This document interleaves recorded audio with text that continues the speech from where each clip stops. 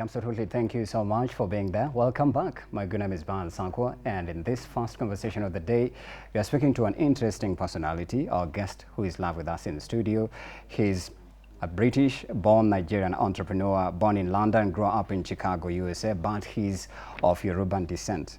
But then the interesting thing about him is he started traveling the world in 2013. He's been to 35 countries, including Indonesia, Thailand, Vietnam, Colombia, Ukraine, name it, yeah? And soon he's heading back to Bali. In fact, he told me tonight. But then the conversation is about adventure travel. What are the opportunities that are in there, and who can, start traveling all around the world? What does it take? Do you need money? And also, are there any entrepreneurial skills as well that you need to access some of these countries? But then I'm also interested, how has he managed to travel to 35 countries and then he ends up in Kenya? That's an interesting question as well. Guess who you are speaking to? You're speaking to Fuad Agoro. He's the founder of Abnormal Marketing, but he's also a digital content creator, and plus many other things he does. Great to meet you again, Fuad. Nice to meet you. Thank you for having me. Today you're a little bit chillaxed. Yeah. Again, sorry for being late. Are you loving Nairobi? 100%. Because today is your last day. a little bit, yeah. Because today is your last day, right? Here. Yeah.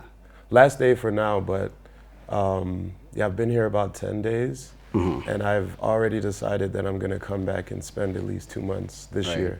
And I know I'll continue to keep coming back here. Yeah, absolutely. Now let's get back to your origin first. I think it will be I think interesting as well for our viewer to understand, because you're born in the UK, but then you grew up in the States, and then you've managed to travel 35 countries. Those are massive achievements and accomplishments within that short duration. But I understand you began in 2019.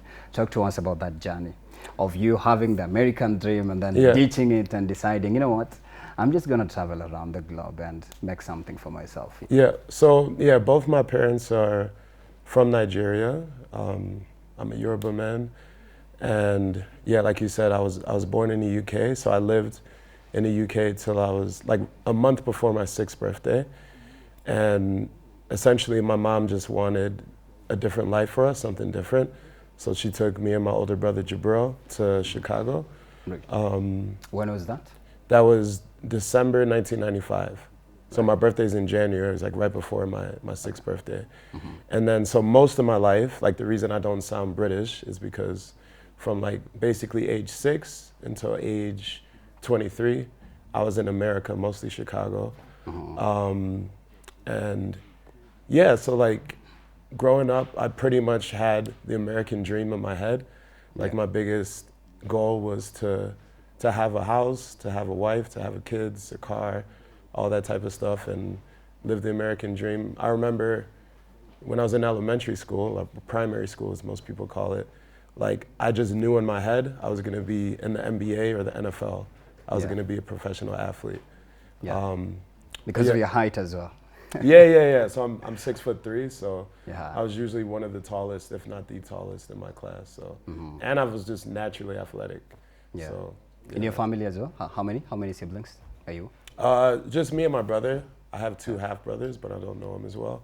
But my family is massive. Right. So like on my mom's side, I think there's like 60 something cousins, and then on my dad's side there's quite a bit. So like I have a massive family when it comes to that. But siblings wise, like just me and my older brother Jabril. So you ditched the American dream, ditched in quotes, You ditched the American dream, you decided to be a globetrotter. Talk to me about how it started, and then now you ended up traveling 35 countries, that include China. China, you've been to China? I've been to China. Yes, Thailand, Indonesia, Vietnam, Ukraine, that still has wars that are still ongoing as we speak. So essentially, like, my brother's been one of the biggest influences on my life in terms of just how I am as a man, traveling and work-wise. So he left the house when he was 18 and moved to, I believe it was Arizona first. So we lived in Chicago, he moved to Arizona. And then almost right after that, he started traveling the world. He went to Panama, Colombia, Thailand. He was only supposed to do like a 1-month trip in Thailand, but ended up doing like 6 months. Right. And this was back in the day of like just Facebook and MySpace. So there wasn't any Instagram stories, there's no Snapchat. So the only time I would get to see what he's doing is when he comes back, because he had the digital camera. So I just knew like what he was doing was interesting, but I didn't know too much about it. I didn't know what it looked like, how it was, and all that. It wasn't until 2013 when I graduated from university. I flew out to meet him in Bangkok. Ashford University. Still in Illinois, Chicago? No, this was in Iowa. So it's about 2.5 hours from where I grew up in Chicago, like the border of Iowa. A very chill town, not much going on there at all. Like we used to go to the grocery store for fun, compared to back home where you have like everything. So yeah, I did my 4-year degree there, got my bachelor's degree. And was running track at the same time, so I was your bachelor's degree in? In what? Bachelor's degree? In marketing. Right, yeah, okay. Marketing. Now I see why. Yeah, but the thing is, it's like, I got my degree in marketing, but the stuff we're learning, because I graduated in 2013, it was nothing to do with digital marketing. It was all like what I call old school marketing and just kind of learning stuff. So pretty much marketing wise, I learned like 99% of it from my brother in the very beginning.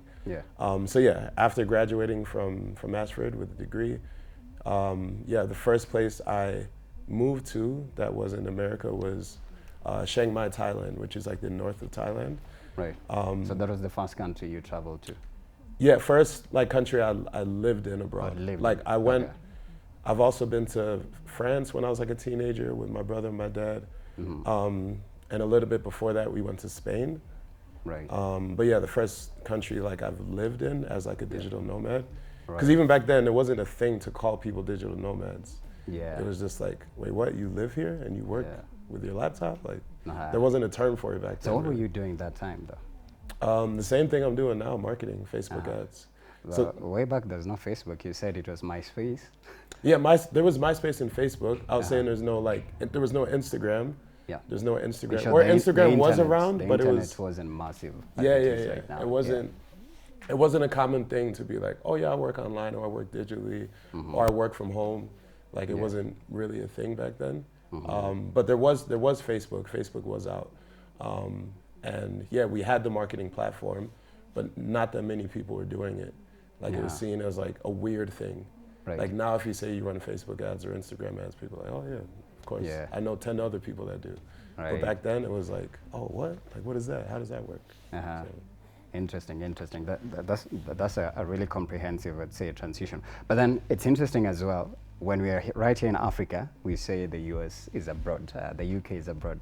I love the way you said, you moved to Panama, China, and you called it abroad as well. Like, it's actually an interesting thing. But then when you're visiting these countries, what is the first thing you research or you try to find out about the country? Because I understand there's that bit of culture shock, even right here in our own country, when somebody switches from another community to another, there's that culture shock, and it's natural. It's not like, you're acting it out. So what do you research before you visit a country, just to get yourself some sort of like, I believe, a reconnaissance, trying to find out some of the things? So for me, I guess I'm not traditional in the way that I like to get my information about a place, a country, a city, or whatever. I mostly go off of people that I know that have been there. So friends and family that have visited or lived there, or people that have businesses there. Like, this is the reason I will go to a place. Like, because even if I see 100 videos of a place or read a bunch of articles and all that, I wouldn't really feel the confidence to go there unless I know someone that's been there, if that makes sense. It's not to say that like I would feel endangered or I feel like I wouldn't be safe in certain places. But for me, like pretty much all of my travels have been because of a friend or family member that's been there. They told me they had an amazing time. It was dope, they felt safe. And then from there, I'll do a little bit of research just on safety and maybe different things that are around. Because it's like, it's one thing to go to a place, have fun and sit on a beach. But if a beach is the only like thing that's there, like I'd get bored. So like I just want to make sure there's different things to explore, to discover.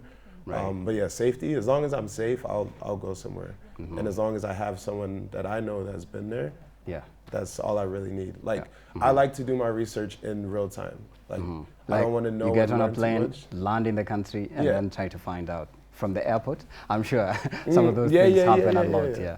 You check on the GPS, Google Maps, Yeah. and whatnot. Yeah. Yeah, the airport is a big thing. Like, we kind of spoke about it yesterday. Like, for me, I feel like I can really tell the vibe of a city or a country by the way how the airport is, how the people in the airport are, Right. and also the taxi drivers. Yeah. Tell us about your country. What of the America? experience you had when you first landed here? Because I understand you first came to Kenya last year, Yeah. and then you went back just before the Gen Z protests began. Yeah. From your judgment, how would you rate us? Okay, so Please don't give us below 10. no. Also, out of 10, I It's mean, out of 10.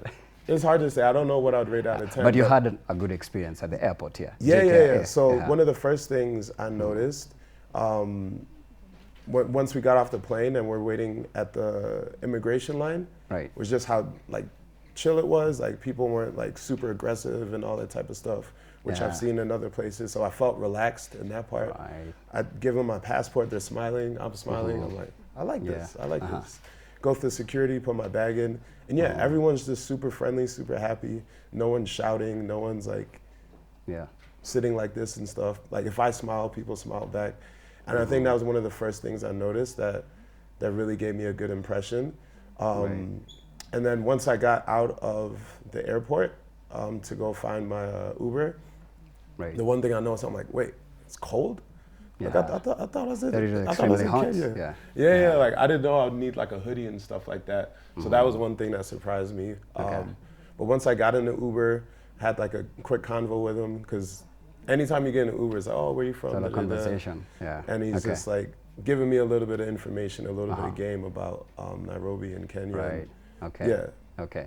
So you had excellent customer care service, had a warm reception, and everything went seamlessly. Yeah. Fantastic. Yeah, for sure. Absolutely, like that. Now, when you're traveling to countries, Prav, for a person who's watching right now and they're thinking, or maybe also they want to have that, vision and dream where they want to become a globetrotter like you are. Maybe what are some of the things that they need to have in place in terms of resources, and possibly that could touch on finances, documentation and whatnot. But I understand you're coming from the USA, UK descent, Yoruban descent and whatnot. Unless you're coming from a place of, I'd say, experiencing first world life here.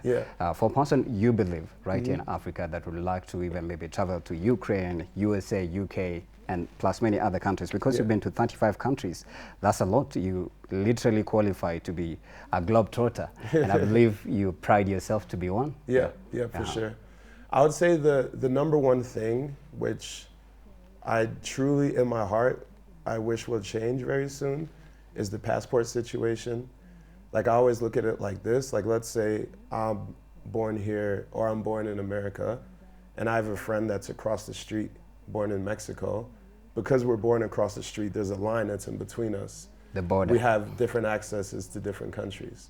We could live the same life, we could do the same good things, be amazing people, but because he's born on this side, he's born on this side, he can't go to this place, or he needs to fill out 5 hours of paperwork and all that stuff.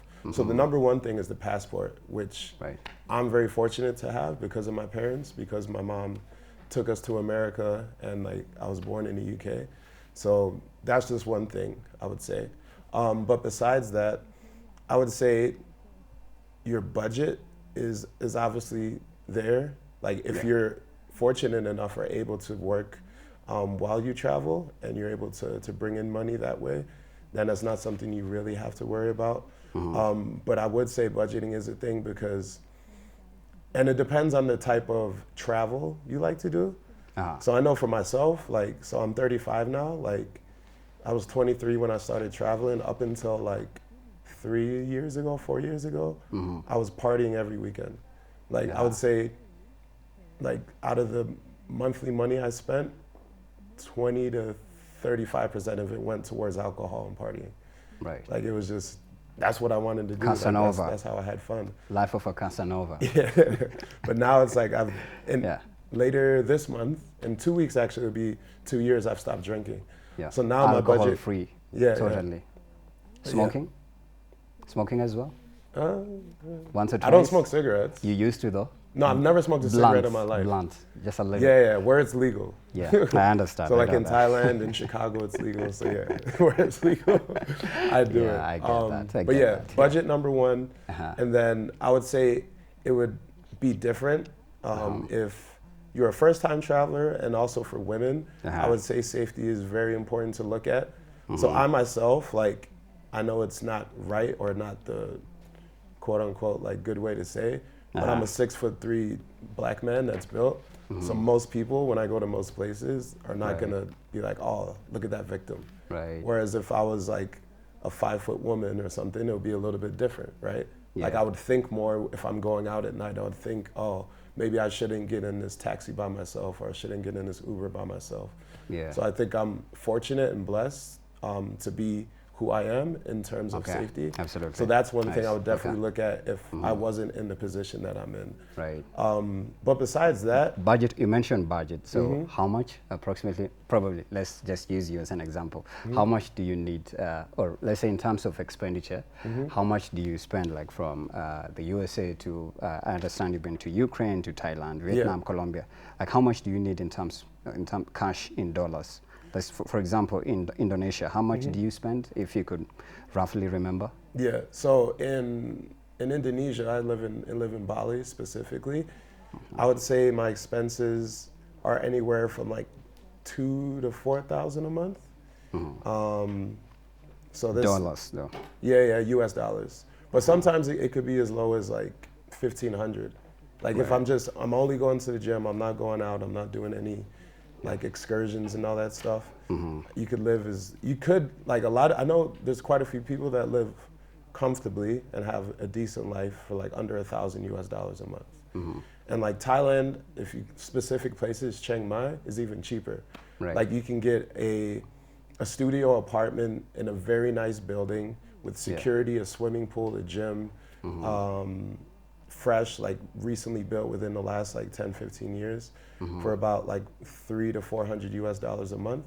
Okay. And you can get meals delivered to you like on Glovo or Uber, similar. Right. They have an app called Grab or Gojek for like $1 to $3 or $4. Okay. Massages are like anywhere from like $5 to $10. Luxury treatment. Yeah, but there in Southeast Asia, they're everywhere.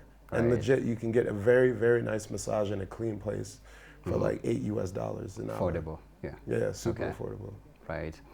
Then also now, let's say like for a country, Kenya, maybe you should give an example. If you first visit a country, what are some of the things that you love to experience and you'd like to know once you land in the country? So for me, one of my top things is language. So I love learning language. So yeah, like I haven't picked up too much, but when I come back, I'm gonna learn a lot more.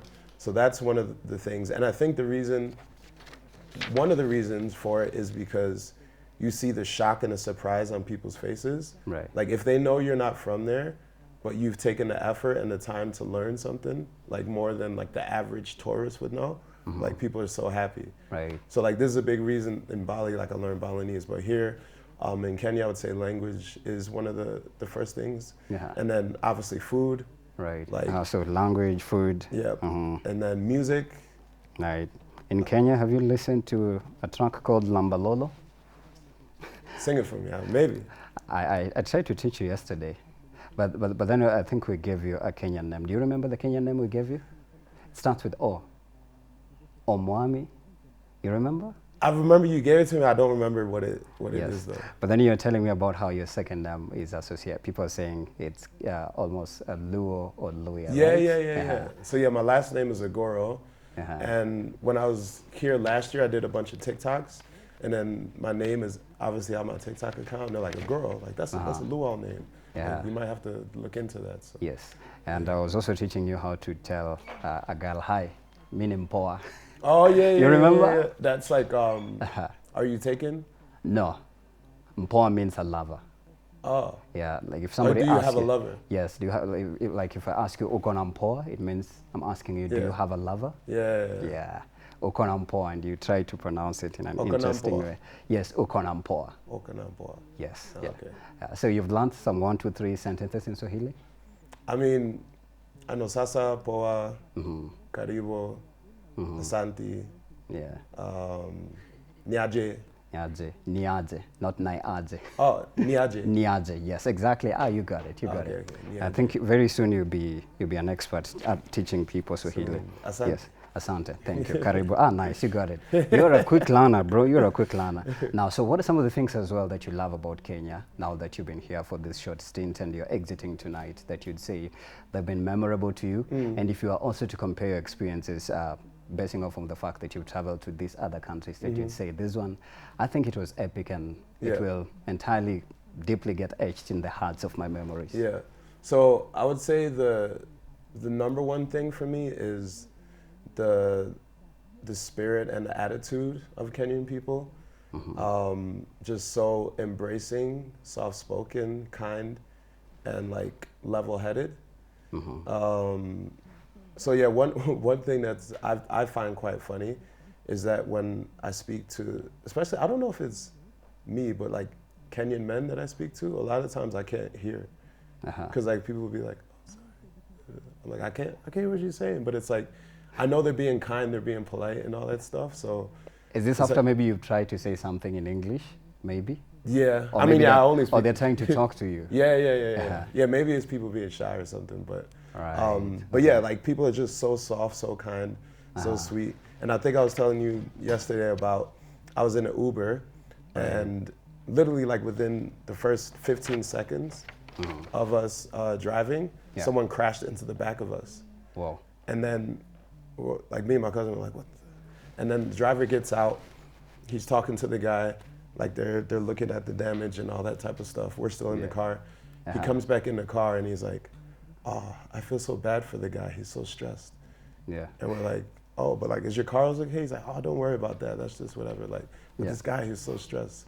So like, for him to sit there, like be driving an Uber, like this is how he's getting his money. And someone crashes in the back of him. He's dented the car. Yeah, like his car is messed up. And like, this is how he makes his money. So you never expected that kind of reaction? No.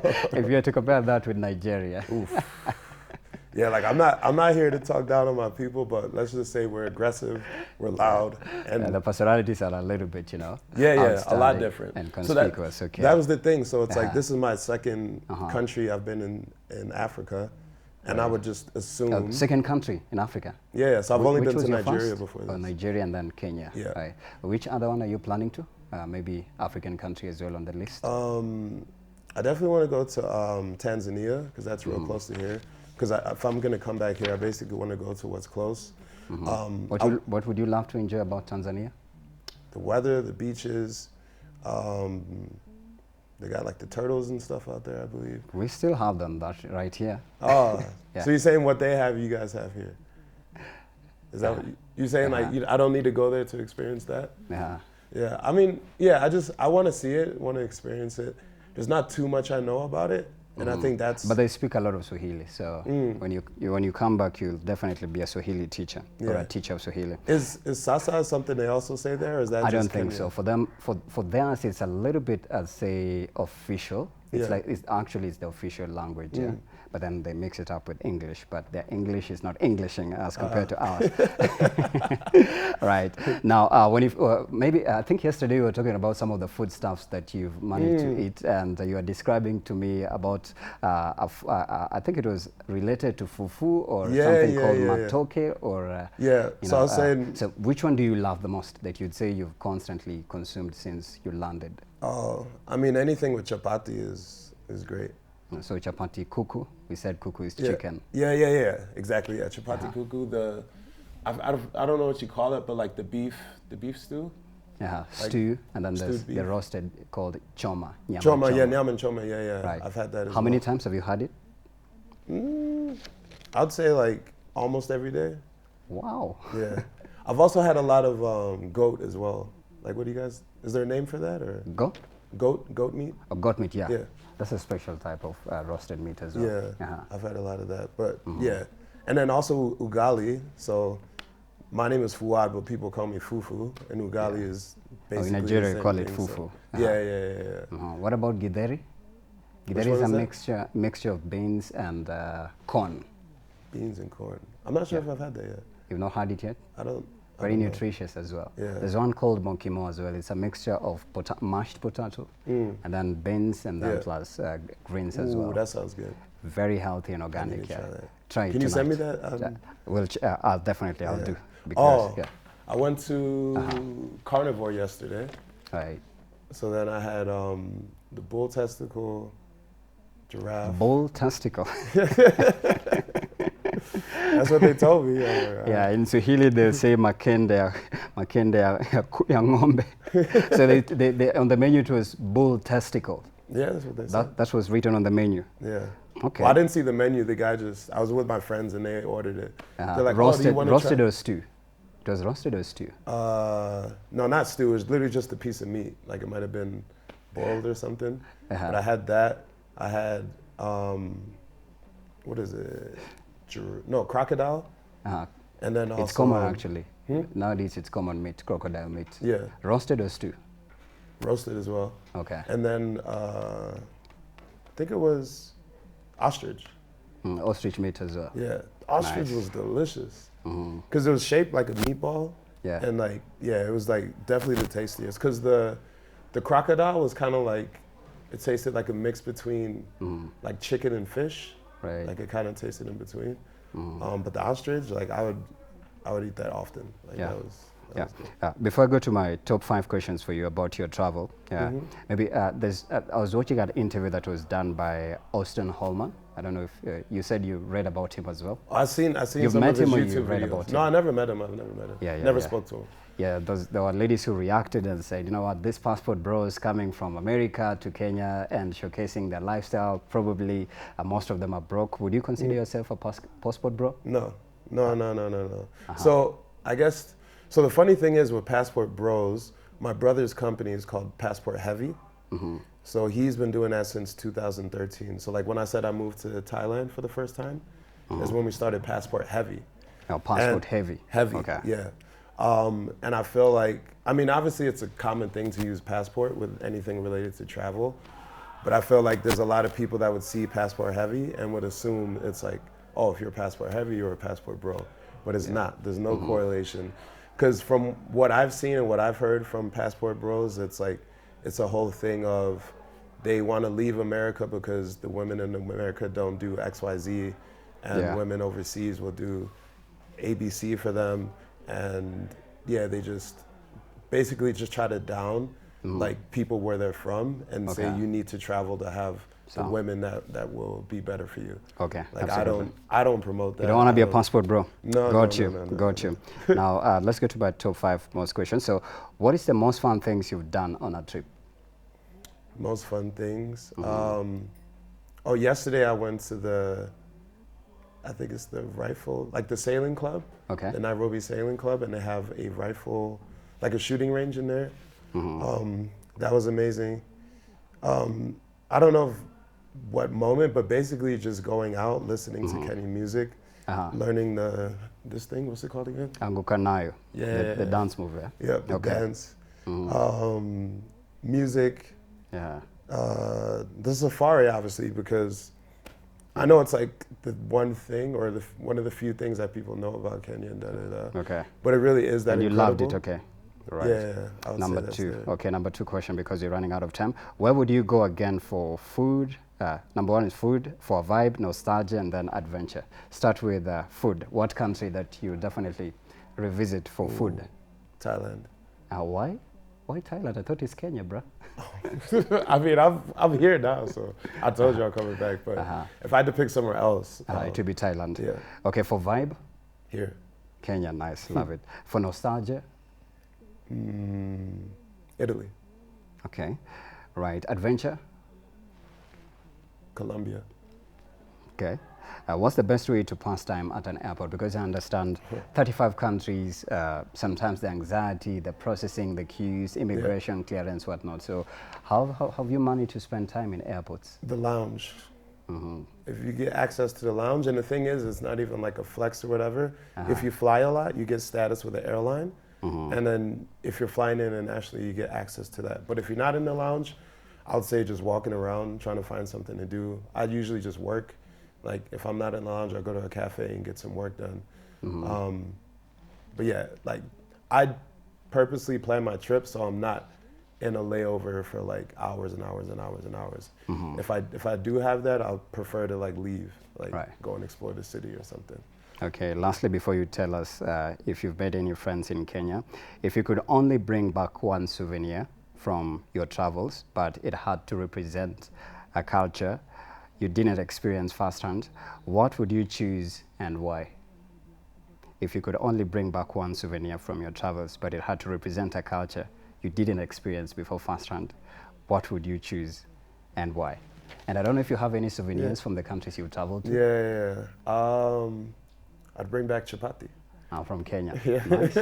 I'll say why, because yeah, like obviously food is something that we all need every single day, and it's something that brings people together, families together, cultures together. And I would say it's something here, it's like you can eat with pretty much anything. Right. And it's something that like will forever be in my mind, like remind me of Kenya. So I would say chapati. Have you made any Kenyan friends before you tell us how they can find you on social media? Yeah. I've made a lot of Kenyan friends. That's one of the big reasons I want to stay here. Okay. So yeah, networking here is amazing. Yeah. My director is screaming and shouting at me in my ear, so just say where they can see you on social media. Okay, so Instagram, YouTube, you can find me Abnormal Fuad, F-U-A-D. TikTok, you can find me Fufu Meat, F-U-F-U-M-E-A-T. Right, absolutely, that's where they can find. By the way, you're also a digital marketer. I forgot to talk about that, and you document everything. So we're likely to see it on your Instagram as well. Yeah. Your experience right here in Kenya. Yeah. So, and he has a massive following as well, and he'll shout us out and shout you out as well. So thank you so much, Fuad Agoro, for sharing with us your short story. I loved it, and I wish you all the best as you travel tonight to Bali. Yes, sir. Absolutely. Yes, sir. All the best. Thank you. Safe travels. Karibu.